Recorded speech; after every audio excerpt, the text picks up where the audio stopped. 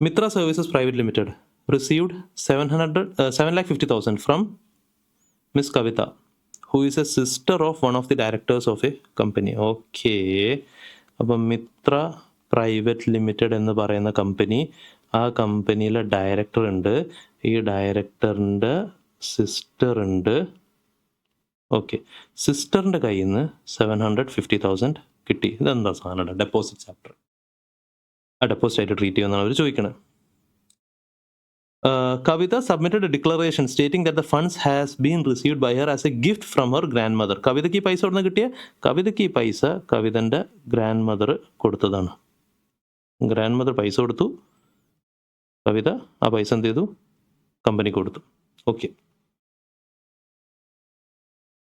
And were not borrowed or accepted by a person. Decide with reference to provisions of Companies Act, deposit rules പ്രകാരം 750,000 ഇതെന്തായിട്ട് deposit ആയിട്ട് treat ചെയ്യുക എന്നുള്ളത്. Deposit ചാപ്റ്ററിൽ 2 clause 31 ഡെപ്പോസിറ്റിൻ്റെ definition. Any receipt of മണി.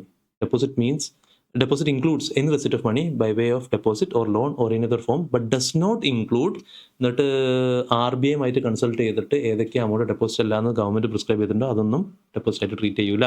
അവിടെ നമുക്കൊരു 19 point ഉണ്ടായിരുന്നു.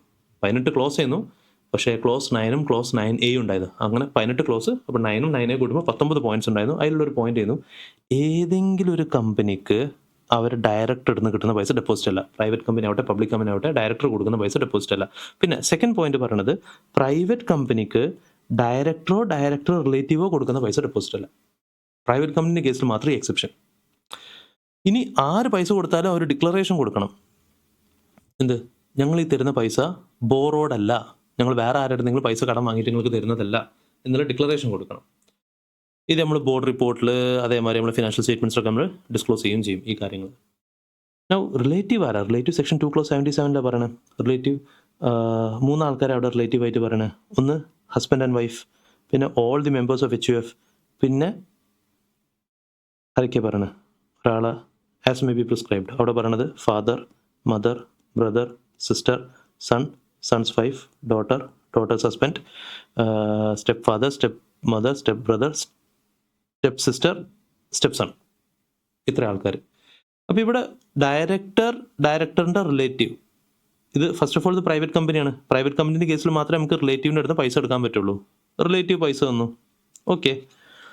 റിലേറ്റീവ്ക്ക് പൈസ, സിസ്റ്റർ റിലേറ്റീവിൽ പെടുമോ? യെസ്, അതിവിടെ പറയുന്നുണ്ട്, സിസ്റ്റർ റിലേറ്റീവിൽ പെടും. റിലേറ്റീവ്ക്ക് കിട്ടുന്ന പൈസ കിട്ടിയ ബോറോ ചെയ്ത പൈസ അല്ലേ? വേറെ ആൾ കൊടുത്ത പൈസ അല്ലേ? അല്ല, ഗിഫ്റ്റ് കിട്ടിയ പൈസയാണ്. Gift is different from borrowing. സാധാരണ നമ്മൾ ഈ എക്സാമിൽ ഇത് ബോറോഡ് ആവാൻ പാടില്ല എന്ന് പറയുമ്പോൾ സ്റ്റുഡൻസ് ചിലപ്പോൾ കൺഫ്യൂസ്ഡ് ആവും. ഒരാൾ സ്വന്തം അധ്വാനിച്ചുണ്ടാക്കിയ പൈസ കൊണ്ടേ കൊടുത്താൽ മാത്രമേ ഡെപ്പോസിറ്റ് ആയിട്ട് ട്രീറ്റ് ചെയ്യാതിരിക്കുള്ളൂ.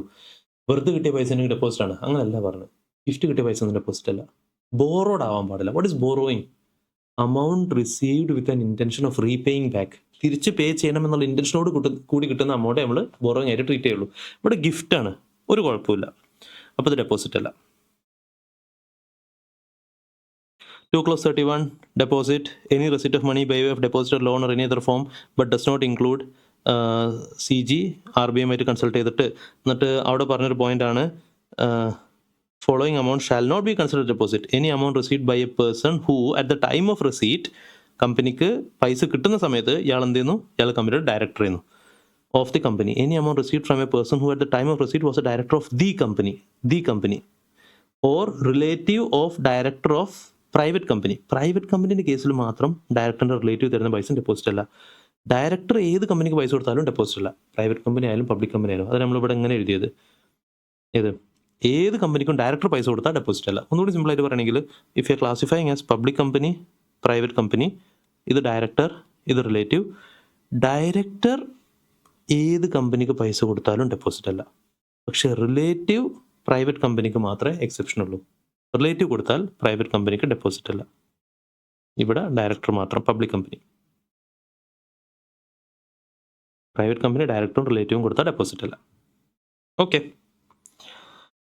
അപ്പോൾ ഇനി ഡയറക്ടർ ആവട്ടെ അല്ലെങ്കിൽ പ്രൈവറ്റ് കമ്പനിൻ്റെ കേസിൽ ഡയറക്ടറിൻ്റെ റിലേറ്റീവ് ആവട്ടെ, പൈസ കൊടുക്കുന്ന സമയത്ത് അവർ ഫേർണിഷ് ചെയ്യണം കമ്പനിക്ക് എന്ത്? ഡിക്ലറേഷൻ.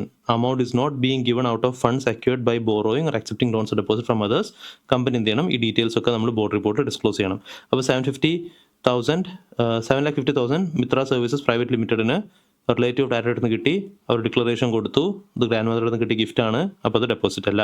അഡീഷണൽ റിക്വയർമെൻറ്റ് എന്ത് ചെയ്യുക, നിങ്ങൾ ഫിനാൻഷ്യൽ സ്റ്റേറ്റ്മെൻറ്റ്സിൽ നമ്മൾ നോട്ട്സിൽ ഡിസ്ക്ലോസ് ചെയ്യുക. അപ്പോൾ എന്താണ് ഇതിൽ കുഴപ്പമൊന്നുമില്ല. Not constitute deposit. 2 clause 31 deposit. പിന്നെ 2 clause 77 നമ്മൾ റിലേറ്റീവിൻ്റെ ഡെഫിനേഷൻ അവിടെ മെൻഷൻ ചെയ്ത്